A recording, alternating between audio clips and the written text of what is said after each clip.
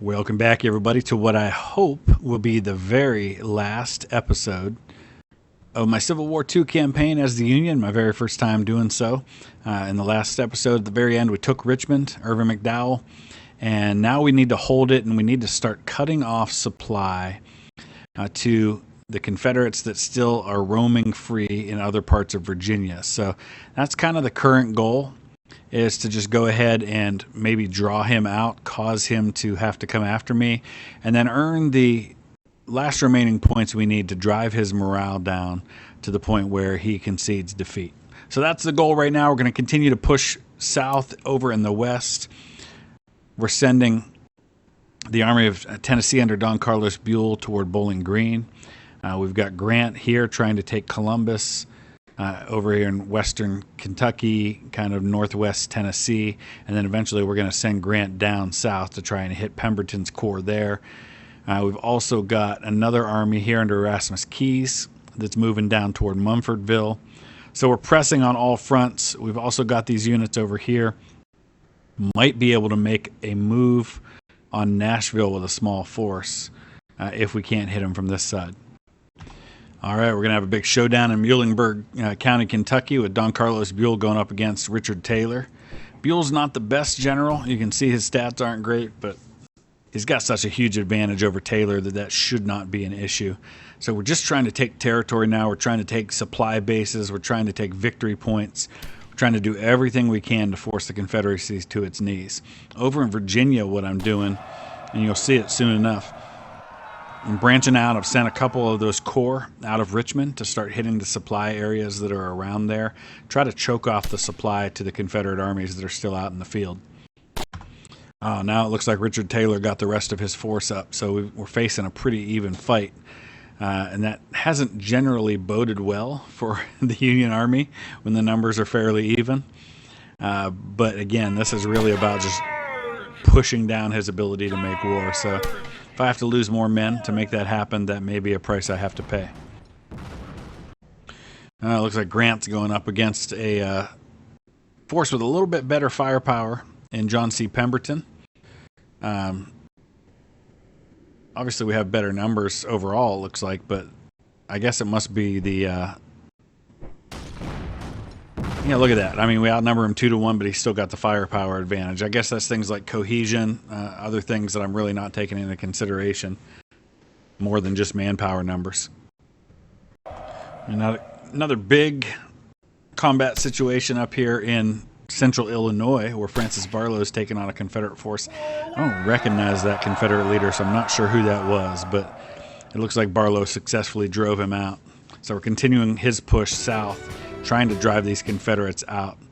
Let's go ahead and take a look and see what's happening over in eastern Virginia. You can start to see where we're spreading out. You can see James Longstreet's down here. We're going to have to come out and hit him. In fact, it looks like that's who Oliver Howard's going to be heading toward.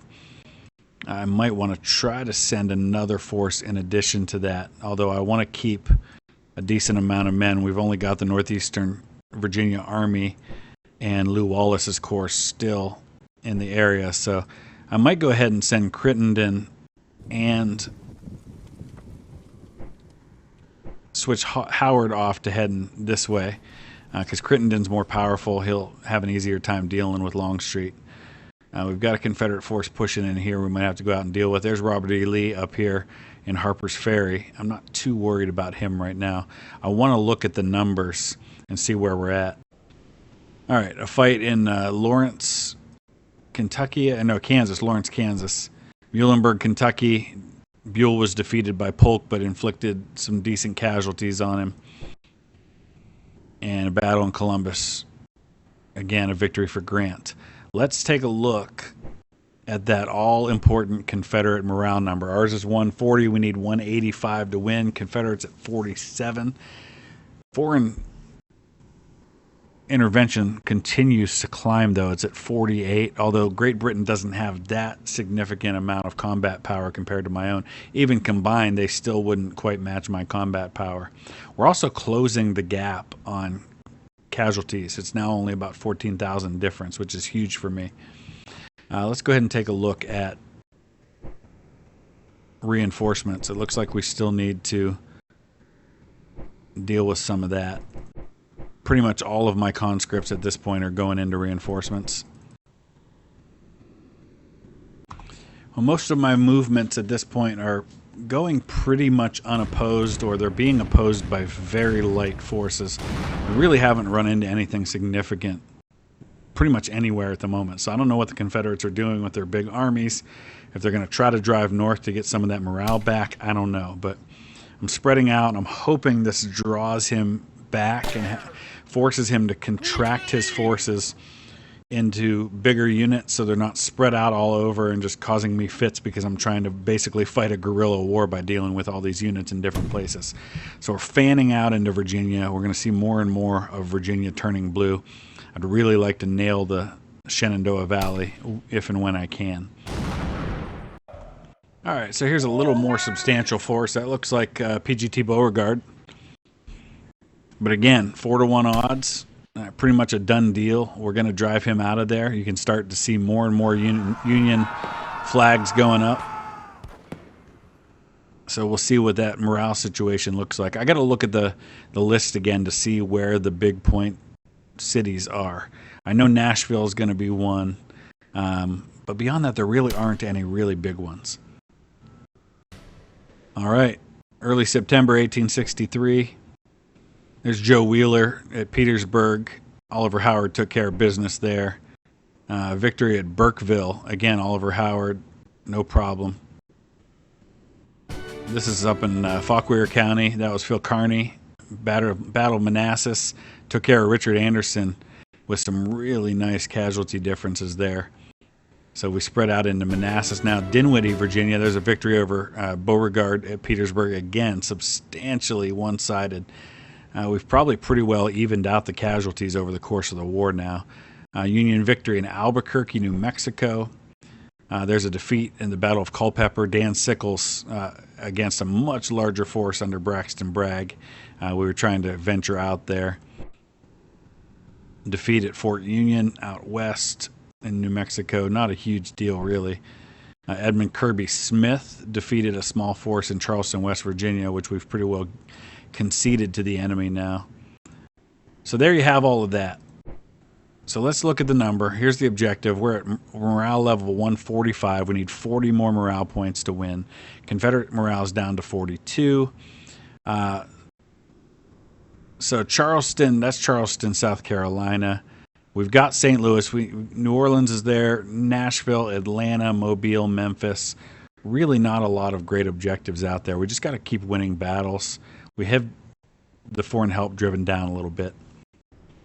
So looking at the list here down here, you can see the effect that the different battles had. Most of the battles had no effect on national morale points, but a couple of them did. One of them was the battle in Manassas. That won me 4 points, national morale, and the other was the battle in Petersburg. So the big battles in key locations seem to be the ones that I have to worry about here. We're going to keep Crittenden pursuing James Longstreet, and we're going to keep him on an assault footing. Oh, it doesn't look like I'm going to be able to do that. So Crittenden's kind of at a standstill at the moment. We've got Oliver Howard out here, but we're going to go ahead and put him on a defensive footing for now, give him a chance to recoup. We may just have to kind of slow things down for the time being there. We've still got Hamilton's detachment here. That looks like Jeb Stuart over here. Yep. So let's maybe go on and see if we can take on that corps. And he's not going to be able to go on an offensive posture either, so I guess we'll just kind of sit tight with him for now.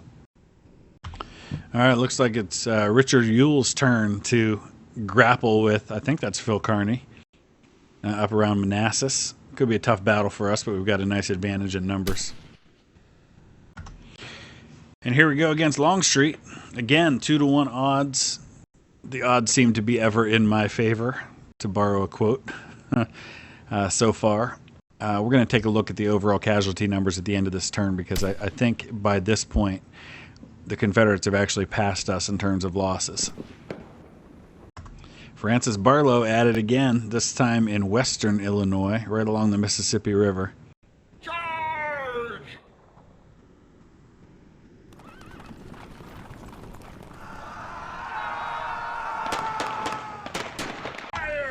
Oh, we got a battle in, it looks like Washington County, Pennsylvania.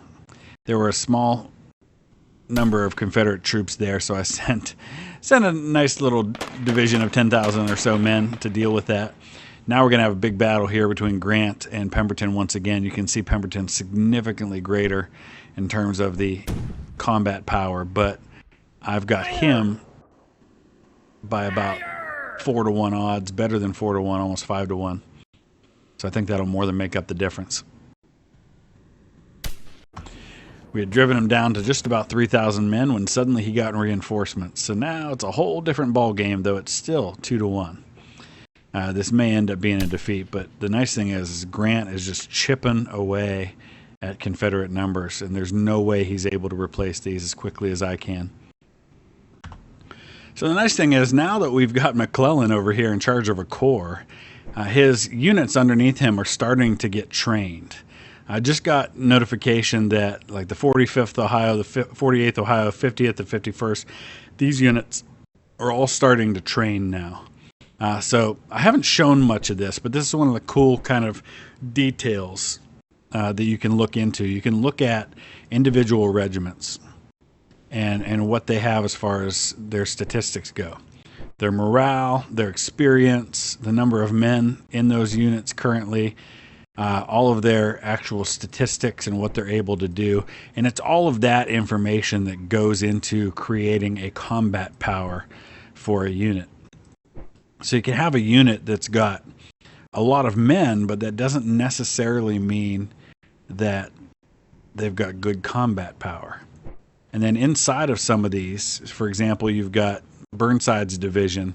Within Burnside's division, you actually have, for example, Ambrose Burnside, and you can look at his statistics. You can look at his information. He's a recruiting officer, so he can muster new conscripts on a regular basis in cities of level 5 plus. So I could move him into one of those cities and have him do that. So those are all like little things that kind of go into this, and I don't show a lot of that, but that is all a part of this. Let's see if we can get Shields' force back to Charleston. I don't know if that'll happen or not. It looks like he's actually pulling back to Morgantown at the moment. We may just go ahead and let that happen. All right, so we're still spreading out over here. It looks like Dan Sickles got driven down into Culpeper. We've got Phil Kearny's corps here, and he didn't actually attack Ewell's corps because he was on a defensive footing, and it doesn't appear I can do anything to change that, at least currently. I've got Crittenden here. He also was not able to get on, and I still can't get him onto an attack footing. That's just kind of one of those things you have to deal with sometimes with all of this. Let's see if we can send Franklin after we merge him. I'm going to create a division with him. And then we're going to go ahead and send that stack. That's Parker's command over into Harper's Ferry.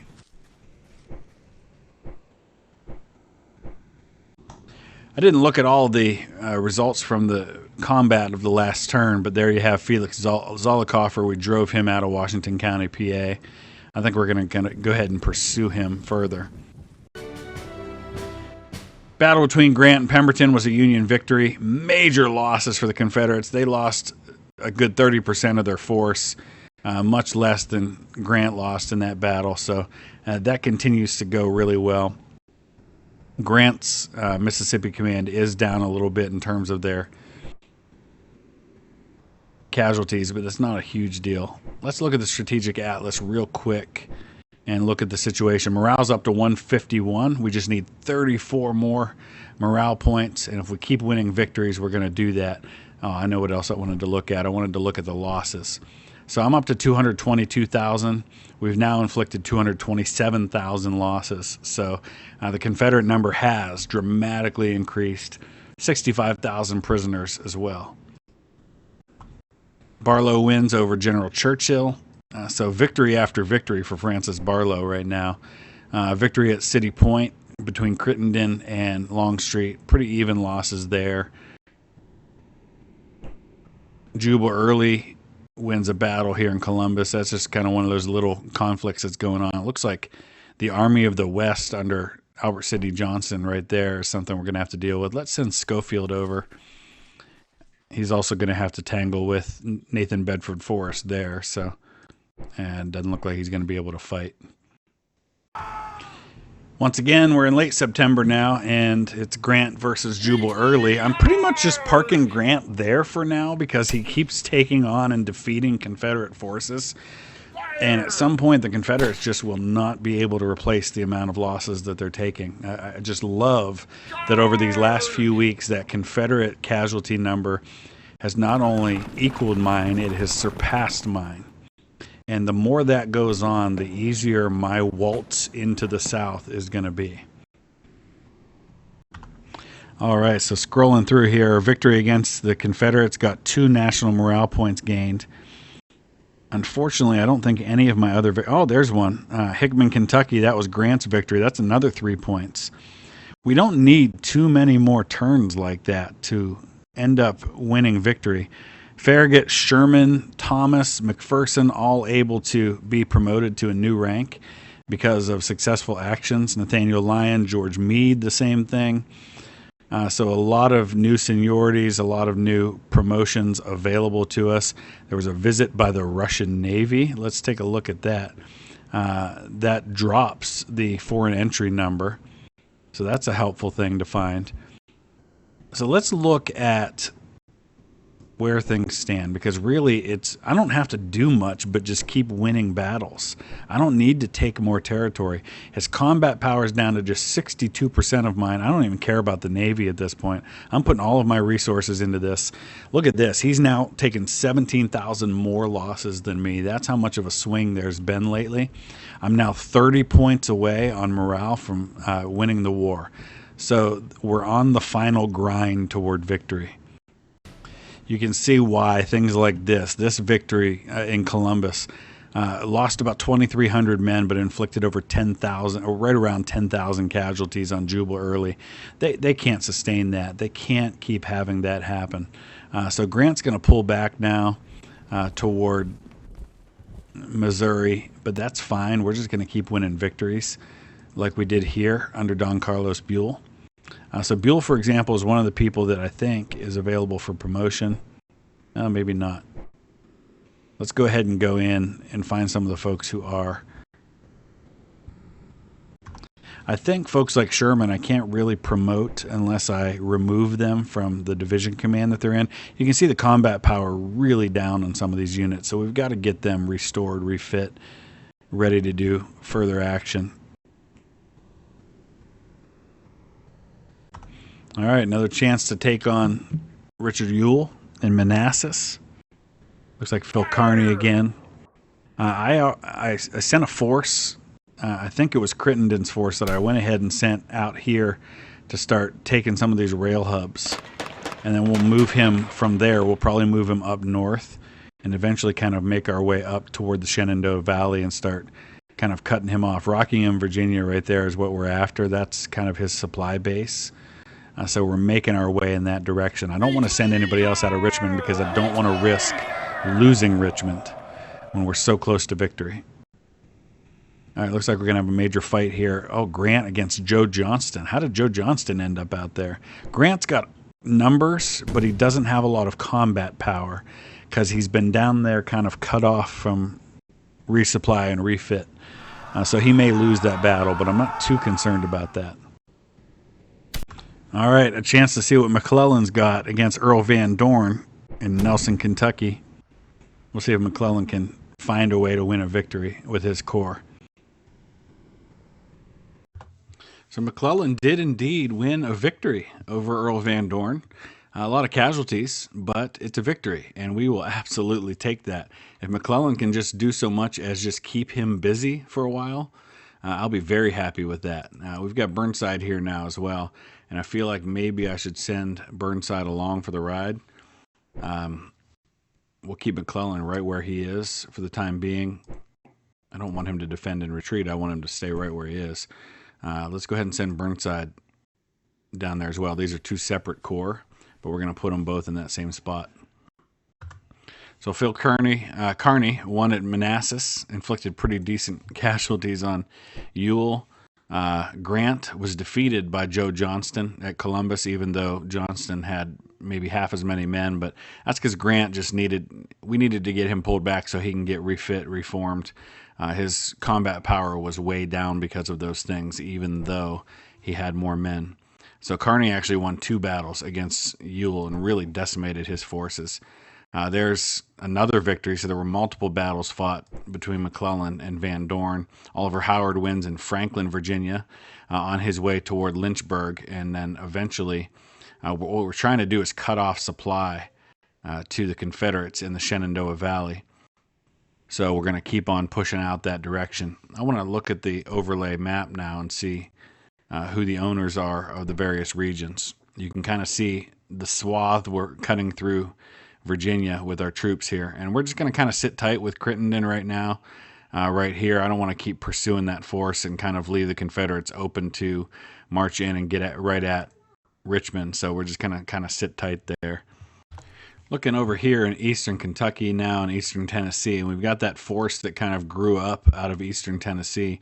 We're going to start moving them toward Nashville. Is that Robert E. Lee?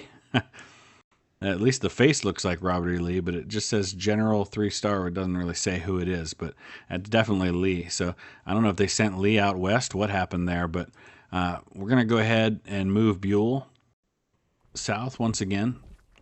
And maybe we're going to draw Lee out. I don't know what's going to happen there. But we're going to kind of keep pressing south everywhere we can. There's Albert Sidney Johnston right there. We need to give Grant an opportunity to get refit. Let's just take a look at some of these units here. You can see how low their combat power is, even though they're pretty much at full strength. It's the cohesion number that's bad. Look there, 41 out of 113, 43 out of 103. We've got to build that cohesion back up. There's great experience, and this would be a really powerful force. But I think it's all the moving around back and forth, all the fighting we've been doing. So if we just kind of sit tight for a little bit with Grant's Mississippi Command, we can start building that number back up. You can see here my victory points are 52-22. What I want to see now is I want to look at the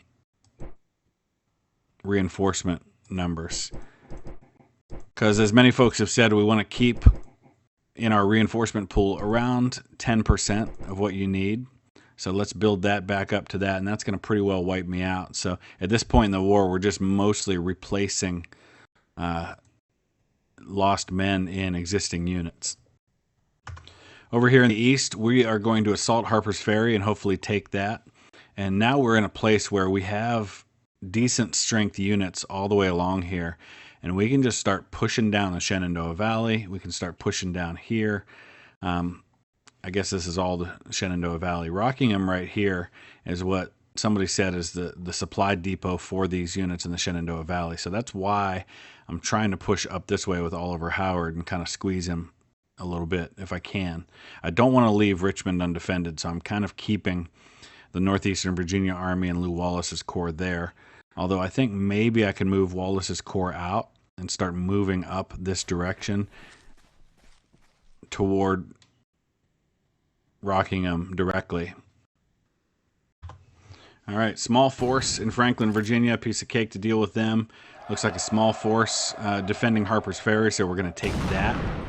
The Confederates really just, you can tell they're beat, but it's going to take a few months to let them know that, I guess, so to speak. Henry Heath defending Florence, Virginia, that's going to go pretty well for us. They're just broken. They're completely broken everywhere, and they're holding out in little spots here and there, but it's really just a matter of time. Now we're fighting for New Orleans, Fort St. Philip and Fort Jackson, St. Philip and Fort Jackson. But I never really made a push for New Orleans because I just felt like there were easier ways to secure victory. Robert E. Lee and George McClellan. Okay, not the best matchup for McClellan, but that's okay. He's got better than 2-to-1 odds, so even McClellan can't screw this up, right? Right? Okay, so not a lot happened that time around. as far as combat goes. It was all pretty small. But what we want to look at is that overall, that morale number and see where we're at. You can see we're continuing to press out toward the west in Virginia now, and it's going pretty well. We're making our way toward a supply depot, it looks like here. We're going to definitely take that. Let's go ahead and put Howard on an assault posture so he can take it. I actually don't want Wallace to go. Oh yeah, I guess we do want him to go here. And again, we're going to want him on an assault posture, but he's not going to do it. Not right now. Looks like Jeb Stewart's defending with a small force here. I think we can deal with Jubal early there. No, that's Ewell, not Jubal early. No, we can't do that either. And I think I'm going to sit tight in Harper's Ferry for now. Let's go ahead and look at the other combat. Okay, so Harper's Ferry, there's the battle with Raleigh Colston. And wasn't much of a fight, really. Another battle at Harper's Ferry. Henry Heath lost almost his entire force going up against Oliver Howard and Lynchburg.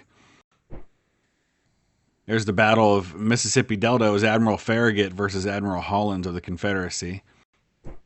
And then here's the battle. McClellan defeated Lee and even lost fewer men in the process. Even George McClellan couldn't lose that battle, which is kind of surprising, but you know, you never quite can tell with him. I'm actually going to send this unit over here to defend Louisville just in case. Let's see what's happening over here. Let's see if Grant's building his force back up. All right, we're starting to get better combat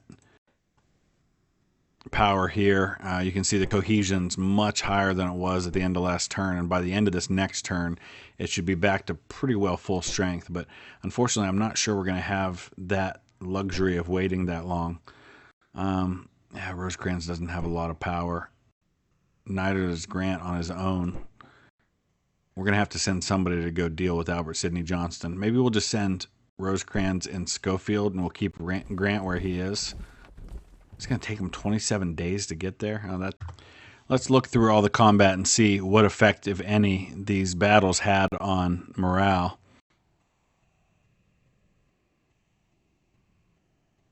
It doesn't appear that we had much of any.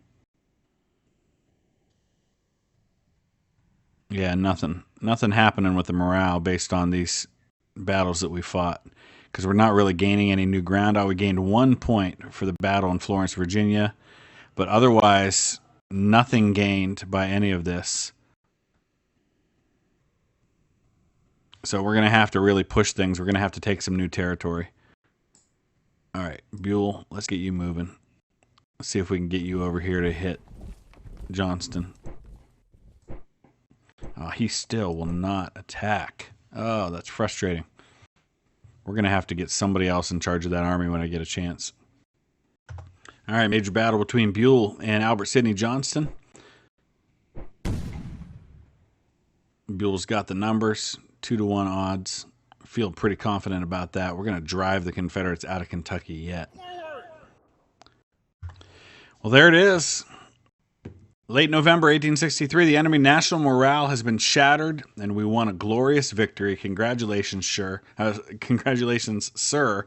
Now, his score was higher than mine, but that's meaningless because it was all about morale. I was never worried about the victory point score. So we didn't really take a lot of the South. We took Richmond, but just won a lot of battles in the field, and that's really what it came down to, especially the last couple of months of the war. Let's take a look at this. You can see here, he ended up losing 265,000 men compared to my 247,000. Now, go back just a couple of months, and my losses were something around 20,000 more than his. We also captured 80,000 prisoners, and that cannot be overstated how important that was. And you can see his morale dropped to 19. His combat power was down almost at half of mine. I really focused very little on the Navy. Early in the war, I built a few ships and added to the blockade, but I pretty much ignored the Navy. I pretty much ignored the Anaconda plan. I just went for Richmond and went for attacking the Confederate Army. I wasn't worried about objectives. I was worried about destroying his army, and that worked, apparently. I think now that I have a better handle on the game, I probably could have done that a lot easier and a lot quicker. But now we're going to take on the role of the Confederates. I'm going to take a little bit of time off from this game, but we're going to come back to it very soon while I get caught up on some of my other series. And we're going to take on the role of the Confederates, see if we can change history and win the war as the South. So let me know your thoughts. And we will be back real soon playing this again, but this time as the Confederacy, hoping to change history. Thank you guys so much for all of your great input. I could not possibly have won this without your help, without you kind of walking me through this game. It felt really, really daunting when I first started playing. And I'll be honest, I still feel like I don't fully grasp all the mechanics of this game, all the depth of it, but I feel like I'm at least adequate enough to get through it. Now we'll have to learn a lot more of the intricacies of it if we want to win as the South. But we'll be back and do that. Thanks a lot, guys.